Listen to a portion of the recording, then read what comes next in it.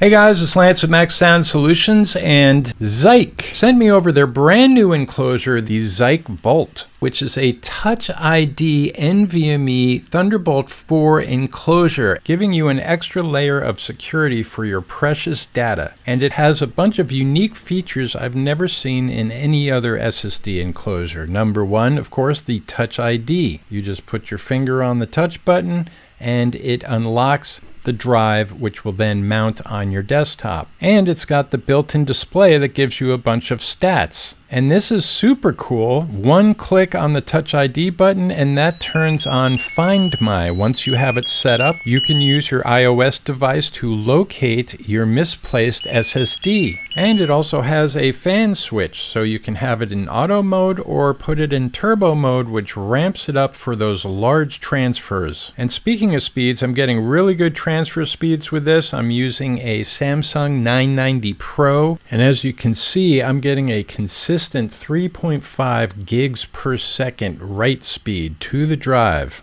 and it took about a minute to write 120 gigabytes. And here's some benchmarks for you. Amorphous disk mark, getting very good speeds indeed for a Thunderbolt 4 enclosure. And the Blackmagic speed test is right on par with the iStat numbers as I was doing the transfer. It also comes with its own little cable and cable compartment, so in a pinch you can use that little guy. And the on-screen display shows you the temperatures, the voltage, the ampage, and the watts being used by the enclosure. And it also shows you the fan mode and whether Find Mine is turned on or off. And your connection speed, as you can see, we're connected at 40 gigabits per second. And with it connected directly to my Mac Mini, I am getting the full 40 gigabits per second transfer speeds.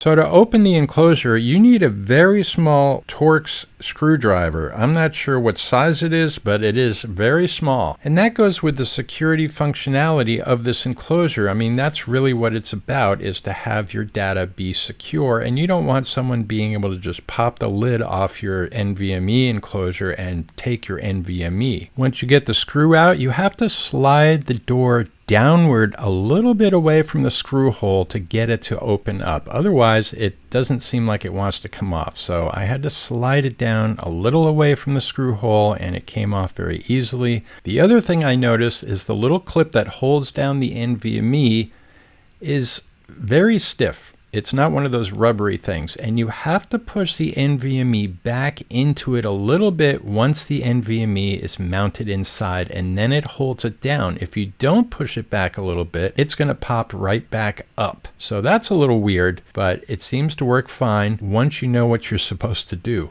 And make sure you put that tiny screw in a good location, because that is going to be one easy screw to lose. Then we slap on our thermal pad and seal it back up. And the cover has some guides on it, so you just kind of line it up, and again, you want it to be a little bit away from where the screw hole is, and then slide it back up to the screw hole. I had to fumble with this for a little while to figure out how it actually is supposed to work. But you can see I just slid it up a little bit towards the screw hole at the top, and that locked it into place.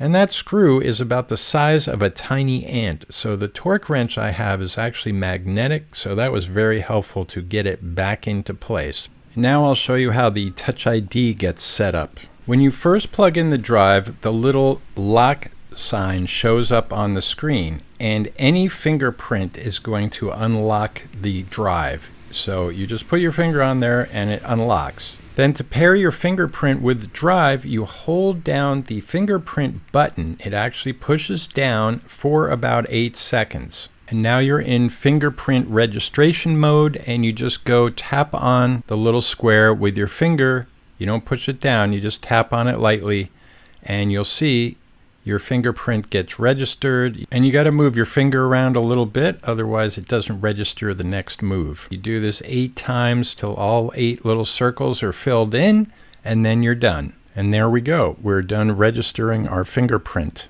And you can register up to 22 fingerprints on this thing. I mean, I don't know about you, but I don't have 22 fingers. But in reality, you're probably just going to use one unless you're sharing the drive with somebody else, and then they would also put their fingerprint registration in the device. But there's only one administrator, and that is the first fingerprint to register on the device. And only that person can re-enable the fingerprint registration process.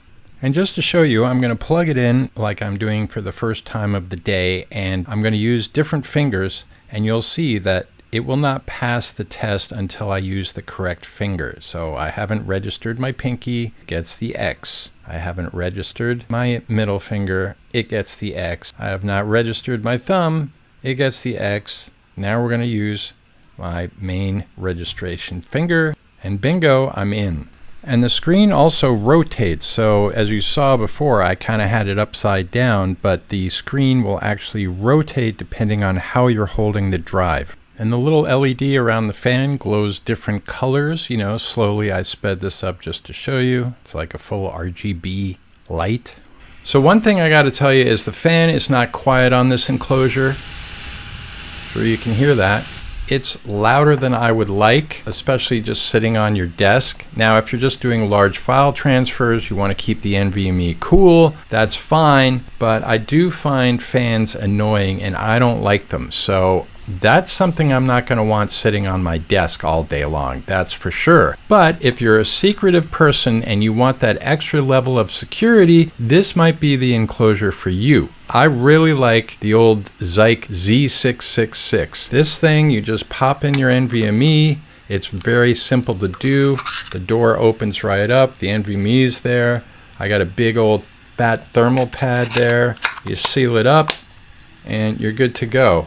And of course you can encrypt this. So, you know, you can encrypt your drive here and you can do the fingerprint. So you're getting double security that way. And if you're secretive, you definitely need to do that. So the fingerprint, somebody could still open up the drive and steal the drive, and the fingerprint will no longer matter. So you need to encrypt the drive and use the fingerprint sensor. ZIKE also sells this little drive, 512 to 2 terabytes for your iPhone. And of course it works with a Mac as well. And it's got a USB-C port, so you can charge your phone, or you can connect a microphone receiver to your phone while this is plugged in and record directly to this drive. So that is a pretty nice little drive. I like it a lot. It's been very reliable, and I take it out when I'm going to do some filming outside. So let me know what you guys think about this enclosure. Is it something you would purchase, and why are you being so secretive? Thanks for watching. Please subscribe to my channel. Give me that thumbs up. Let me know what you think about this little